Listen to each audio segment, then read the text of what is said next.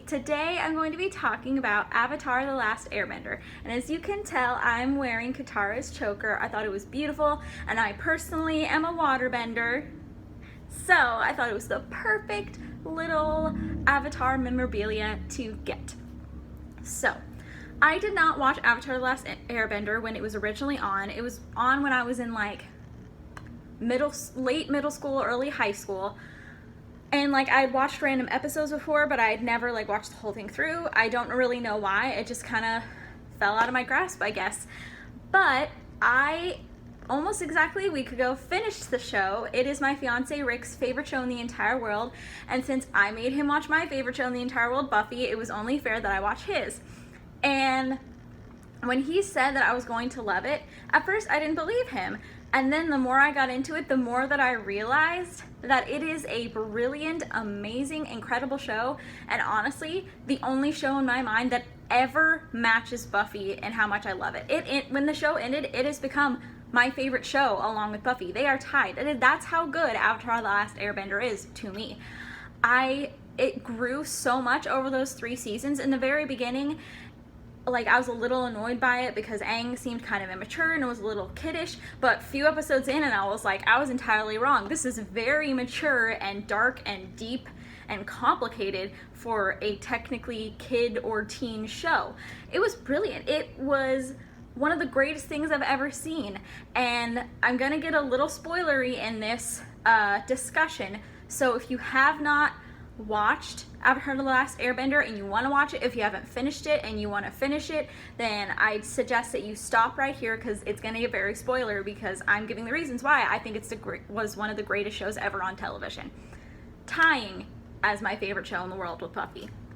So to me, the biggest reason that it was one of the greatest shows on television has to be Prince Zuko. He literally was my favorite from the very beginning, and I kept telling Rick, obviously he's going to have a great redemption arc. He's already so complicated and brilliant, literally from the episode The Storm in season 1 where they show Aang's backstory and Zuko's backstory. That's not very far into the season, and right away they make it very clear that Zuko is not just a cartoony, stereotypical action movie villain. He's complicated. He has a reason for what he's doing, and Aang and him are more alike than we would have thought. And honestly, from that moment on, I was like, wow, this show is really taking itself seriously, and I appreciate that. And seriously, Prince Zuko is, to me, the biggest reason why the show is as amazing as it is. His redemption arc is incredible, because it's not just like, oh, I'm bad, and then one tiny little thing happens and, oh, I'm good now, ha ha ha, and then everyone forgives him. No, it is a very complicated, long, difficult journey for him.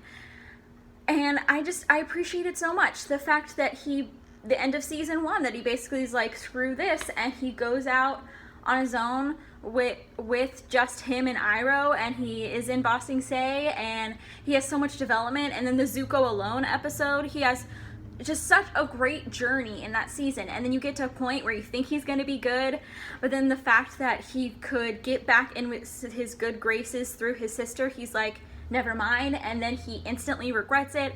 It's just so complicated and great. Like, there's so many villain redemption stories and so many things where it's just like, boom, one thing happens and they're good all of a sudden. Boom, everybody forgives him. But in this, he finally decides to be good after a long, long journey of realizing what a piece of garbage his family is and that he doesn't need their approval. He decides to follow Aang and his group, and they don't accept him right away. They don't forgive him right away. Katara hates him. Katara is mad at his betrayal. They all are watching their backs for a long time, and it's a long journey before they actually forgive him. And it's just great. And I will never get over, to me, the greatest moment in TV history is when Zuko jumps in front of that lightning to save Katara, because it shows just how much he's developed and changed over the seasons, that he loves Katara and his friend group so much that he would do anything for them. And that's big progress, because honestly, in the beginning, he didn't give a shit about anybody but himself and his honor. Which, by the way, play a drinking game about with how many times every character says honor in that show. You will die of alcohol poisoning if you do that. Anyways, Prince Zuko to me is the best part. I am in love with him. I don't know if I've ever been as in love with a fictional character as him. His development is so great.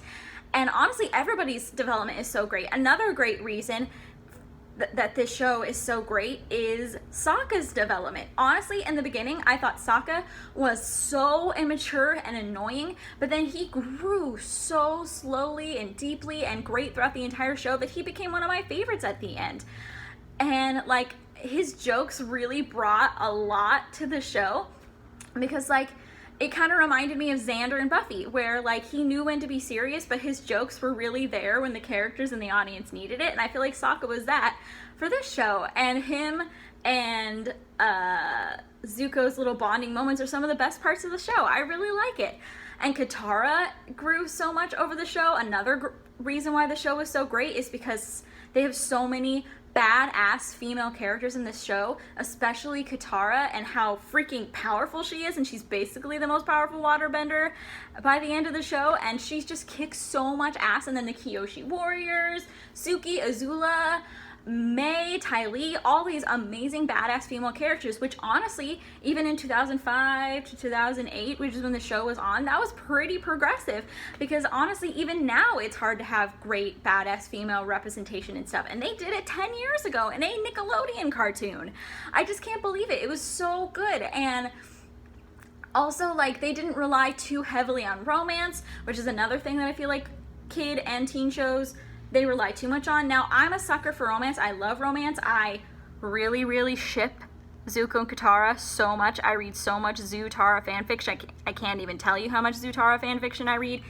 But anyways, they don't like rely too heavily on romance. And also, let's talk about another thing. The fight choreography is amazing. They do motion capture for this show, and they get actual professional martial arts master to choreograph the different ways that the different benders would do their moves while they were bending. And they did so much great fight choreography. It was insane. The battle between Azula and Zuko in the end of the show was the most insanely magical, like, choreographed and animated fight I've ever seen in anything. It was amazing.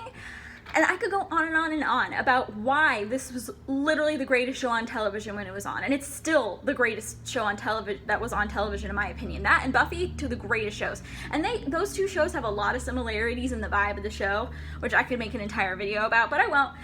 But I can't get over how great it is. Like, finished the show a little over a week ago, and I still am already rewatching some episodes because that's how great it is. Literally, so many of the episodes in season 3 with Zuko are so amazing, and with Sokka and everything, especially the Ember Island players, when they're having that play about them. So funny and such a perfect way to, like, recap the show. Probably the best recap episode a show's ever done, and also a way to, like, chill us out a little bit before the stressful finale. I could go on and on, but honestly, it is such an amazing show, and I don't think I'll ever get over the impact it has left on me. It teaches you so much about self-worth and friendship and forgiveness and just personal growth. Like, I can't even tell you how much it taught me and how much it probably taught so many kids and teens when the show was on.